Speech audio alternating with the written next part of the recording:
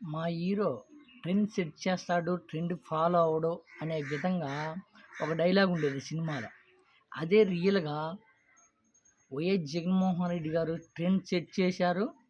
ఇప్పుడు ప్రతి ఒక్కరు పాటించే విధంగా ట్రెండ్ సెట్ చేశాడనే చెప్పుకోవచ్చు జగన్మోహన్ రెడ్డి గారు.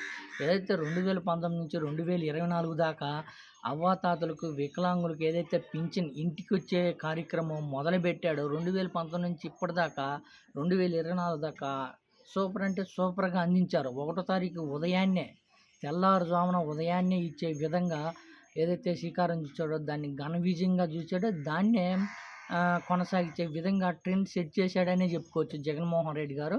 దాన్నే ఇప్పుడు ఎన్నో విమర్శలు చేశారు. గతంలో నారా చంద్రబాబు నాయుడు గారు కానీ, పవన్ కళ్యాణ్ గారు కానీ ఏమని విమర్శలు చేశారు? ఉదయాన్నే ఎవరు లేనప్పుడు పోయి తలుపు తట్టే ఉద్యోగం అని. ఇప్పుడు నారా చంద్రబాబు నాయుడు గారు ఈరోజు ఏదైతే పింఛన్ కార్యక్రమం మొదలుపెట్టారో టీడీపీ నాయకులు, జనసేన నాయకుడు పవన్ కళ్యాణ్ గారు కానీ, టీడీపీ కార్యకర్తలు కానీ వీళ్ళైతే మొత్తం ఈరోజు పింఛన్ పంపిణీ కార్యక్రమం చేశారో వీళ్ళందరూ చీకట్లోనే తలుపు కొట్టారు అనుకోవచ్చా? లేకపోతే జగన్మోహన్ రెడ్డి గారు ఏదైతే ట్రెండ్ సృష్టించారో దాన్ని ఫాలో అయ్యారని చెప్పుకోవచ్చు. అవునా కాదా?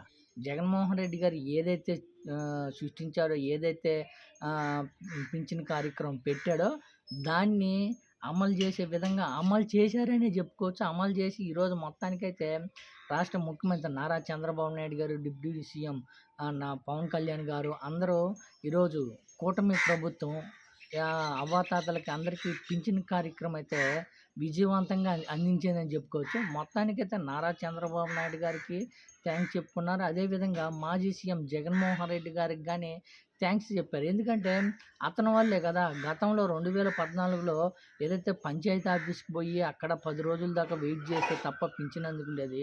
కానీ జగన్మోహన్ రెడ్డి గారు వచ్చిన తర్వాత 1 తారీఖే పింఛన్ అందుకోవాలి, అది ఇంటి దగ్గరికే తెచ్చిస్తామనే విధంగా జగన్మోహన్ రెడ్డి గారు ట్రెండ్ సృష్టించాడు. దాన్ని నారా చంద్రబాబు నాయుడు గారు ఏదైతే 40 ఇయర్స్ ఇండస్ట్రీ అన్న నారా చంద్రబాబు నాయుడు గారు, అదేవిధంగా పవన్ కళ్యాణ్ గారు దాన్ని ఫాలో అవుతున్నారని చెప్పుకోవచ్చు. మొత్తానికి పింఛన్ విషయంలో జగన్మోహన్ రెడ్డి గారికి అవ్వాతాతలు అయితే థ్యాంక్స్ చెప్పుకుంటున్నారని చెప్పుకోవచ్చు.